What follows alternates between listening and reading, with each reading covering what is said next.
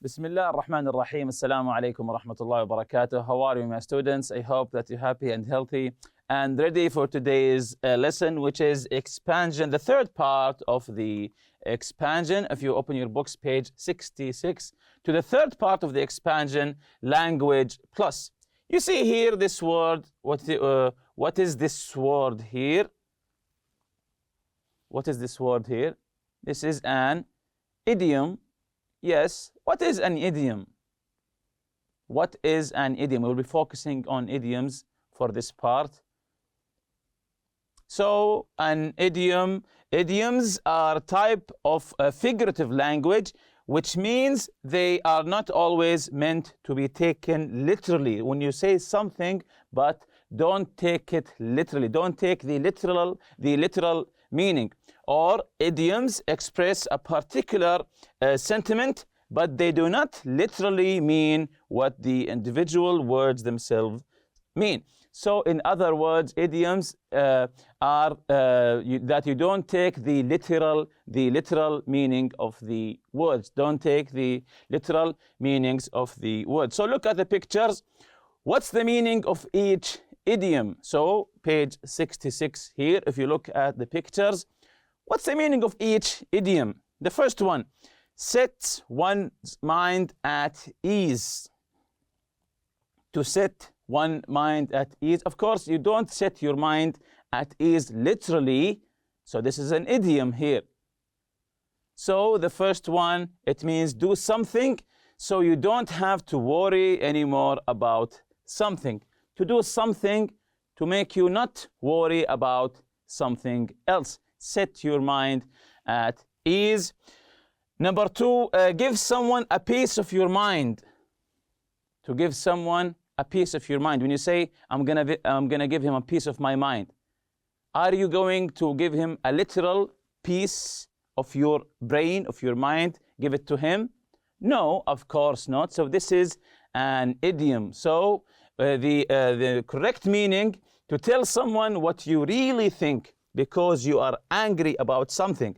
When you say, I'm going to give him a piece of my mind, it means that you will tell him what you really think because you are angry at him.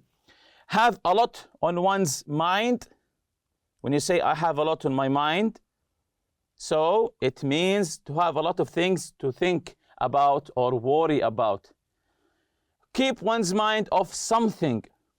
When you say, I want to keep my mind off something, off the exam, for example, it doesn't mean that your brain is actually on the exam. So it means that to do something that make you stop thinking or worrying about something. So keep one's mind off something.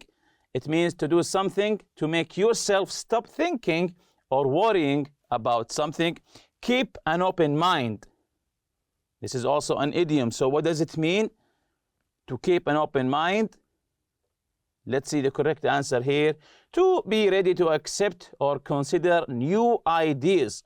When you want to give someone a new idea that you think he will reject, before you say it, you say, please keep an open mind. I know my idea might be wrong to you, but please think about it. So to keep an open mind, to be ready to accept or even consider new ideas. Lose one's mind. It doesn't mean that you literally lose your mind. You are searching for it. To lose one's mind, think that you are going crazy. When you say, I'm losing my mind, it means that you think that you are going crazy. So exercise A here, complete each sentence with one of the idioms shown. Use the correct tense and pronouns. Then use each idiom in a sentence of your own. Finding out that you were okay after the accident, set my mind at ease, made me relax. Finding out that you were okay after the accident, set my mind at ease. Number one, when I saw that he had crashed into our car, so which idiom fits here perfectly? When I saw that he had crashed into our car, So someone crashed into your car. Let's see the correct answer here. I gave him a piece of my mind. Of course, when someone crashed into your car, you will be angry. You will be maybe yelling at that person. So when I saw that he had crashed into our car, I gave him a piece of my mind. When I'm not on a diet, I can't what? So when I'm on a diet, when I'm on a diet, not on a diet, when I am on a diet, I can't, let's see the answer here, I can't keep my mind off food. So when I'm on a diet, I can't keep my mind off food. It means that you're always thinking about food. When I'm on a diet and I can't keep my mind off food. Number 3, I could have sworn I left my keys here. I could have sworn. It means that you are 100% sure where you left your keys. Sometimes so I could have sworn I left my keys here. Sometimes I think I'm, yes, losing my mind. Because you're sure you left your keys here, then you notice they're not there. It makes you think that you're losing your mind. Number 4, I've been finding it hard to sleep lately because I have a lot on my mind. You're thinking about many things. You have a lot on your mind. That's why you can't sleep. Number 5, I know you don't like tomatoes, but as you taste this sauce. So the sauce, of course, it contains tomatoes. So I know you don't like tomatoes, but as you taste this sauce. Very good. Yes, keep an open mind as you taste this sauce. It includes tomatoes, but keep an open mind while you are tasting this sauce. So moving on to number 4, writing. Number 4, writing. Tools for writing. The definite, article, and generalization. So tools for writing, the definite article, and also generalizations. So let's read this one together. The definite article, the, so today we'll be talking about the, is used to talk about one specific object or person. So we know that the is used to talk about one specific person or an object. The car, the pen. It means we have one specific car in our mind.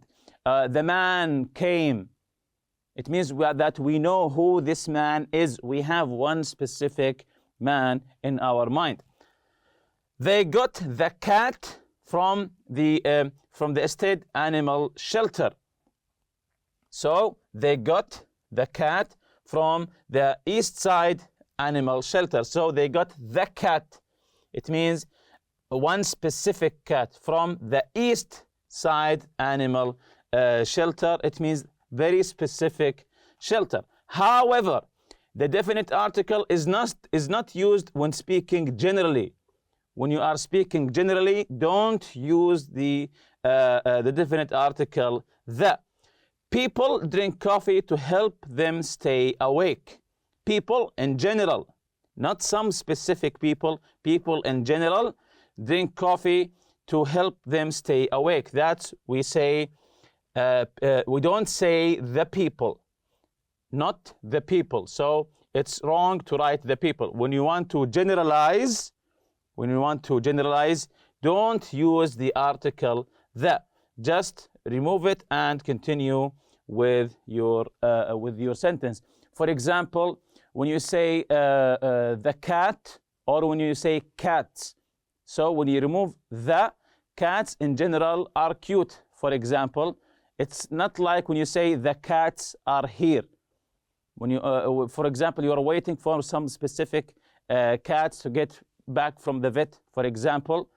When you say the, you're talking about a specific group of cats. But when you say cats are cute. You mean cats in general. This is what we call generalization. So continuing here, example, it's important to drink water every day. Is this general or specific? It's important to drink water every day. Yes, this is general. We don't say the water, for example. Don't drink the water in that bottle. It isn't clean. So don't drink the water. We have one specific water in mind that is in that bottle. So this is, of course, specific. Here's another example. I just said, I love cats. This is, of course, general. I feel sorry for the cats at the animal shelter. I feel sorry for the cats at the animal shelter. So this is specific. Not cats in general, the cats that are in that animal shelter. So this is very specific. So now I think you understand. So exercise here, read the sentences, cross out the article the, where it appears incorrectly. So we'll be reading all these sentences. If the article the is incorrect, we will just cross it. If it's correct, then we will leave it. The men are often taller than women. The men are often taller than women. So is this correct or incorrect? Are we talking about a specific group of men, or are we talking about men in general? Of course, you have to read the whole sentence to know. So the men are often taller than women. So we're talking about general, men in general, not some specific group of men. Maybe the men working in this company, men working at this school. No. So we're talking about men in general. So the here is wrong. We say men are often taller than women. Number 2, the students in Miss Fatima's class work harder than the students in Miss Badriya's class. So we have two the here. We have two. The students in Miss Fatima's class. So are we talking about students in general? No, we're talking about the students who are in Miss Fatima's class. So this is correct, specific here. Work harder than the students in Miss Badriya's class. This is also specific. Very good. So we leave it. Number 3, the people in Saudi Arabia enjoy calligraphy and poetry. So the people in Saudi Arabia enjoy calligraphy and poetry. So the people. Are we talking about people in general? No, we're talking about people in Saudi Arabia. So this is specific. That's why the here is correct. Number 4, the people at the fair enjoyed the rides and the food. So the people at the fair. So we're talking about a specific group of people. So that's why 4 is also correct. Number 5, it is always frustrating to drive in the traffic. It's always frustrating to drive in the traffic.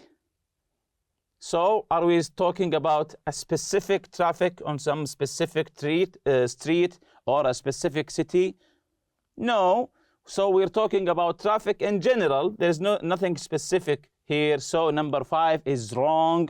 We don't use the article the. We say it's always frustrating to drive in traffic. Very good. Number 6, the traffic in my area is terrible in the morning. So the traffic in my area. This is also specific. So number 6 is correct. Language builder here for you. The American writer Mark Twain made his joke about the phrase mind over matter. He said, age is just a matter of mind over matter. If you don't mind, it doesn't matter. So he's just playing with words here. He was playing with different meanings of mind and matter. Mind as a verb means to care about something. For example, when you say, do you mind? Matter as a verb means to be important. So Twain's second sentence means if you don't care about it, your age isn't important. So he's just playing with words here. Writing prompt here, page 67. Write an essay about a new kind of technology. It can be a technology that is already in use or that will be used in the future. Explain the technology and tell the reader whether you think it is a good thing or not and why. So you have to write this essay. Number one here, when you write your essay, decide what technology you want to write about, of course. Use 2 or 3 sources from the library or internet to find information about the technology. Use note-taking chart, this one of course, to keep track of your sources and the information you find in each. So here you write your sources under the source column and take notes here. Number 3, write a draft of your essay. Number 4, have a partner read and comment on your draft. This is very important to have feedback. Write a partner, read, and then comment on your draft. Use your partner's comments and suggestions to revise your essay. So use your partner's feedback to your own benefit and revise your essay. Include a list of the sources you used in your final draft. Developing your writing, taking notes, and citing sources. So pay attention here. Take notes on key facts and note the source of the information. It is important to put the information in your own words. Don't copy it word for word. Put it in your own words rather than simply copying the text word for word from your source. Copying the words of another writer and using them as your own is called plagiarism. Include a list of your sources at the end of your essay. If the source is a book, write the name of the author, the title of the book, the city, and the name of the publisher, and the year it was published. If the source is a web page, write the name of the author, if known, of course, the website title, the title of the article, the date you find the page, and the URL, the link, of course, of the page. What is plagiarism? Yes, we just said it. Copying the words of another writer, using them as your own. Copying the words, word for word. Don't copy it. Just read it, take the information, then write it in your own words. Don't use plagiarism. How can you avoid plagiarism? By putting the information in your own words, of course. How do you give credit to your sources? By including a list of sources at the end of the essay. Of course, you have to list your sources at the end of the essay. It is possible to use short quote from source in essay. In that case, copy the other person's word carefully, put them in quotation mark, then credit the source in a note by saying something like Dr. X says, and then give the quote. So it's okay to quote, and as long as you say who said these words. And we have an article here about robotic surgery. Of course, you can write your own article rather than this one. Also, we have fun facts here about the Japanese. They enjoy different approach to inventing called Chindogu. It was created by Kenji Kawakami. The idea is to create unuseless inventions and address them of everyday life. And these inventions are impractical, but they try to solve real problems. The Japanese believe that this playful approach to inventing helps people become more creative. Typical Chindogu inventions include the following: little umbrellas, slippers, for example, eyeglasses, and a hat. And with that, we reach the end of this lesson. See you next lesson, inshallah. Subhanakallah wa bihamdik. Ashhadu an la ilaha illa anta astaghfiruka wa atubu ilayk. Assalamu alaikum.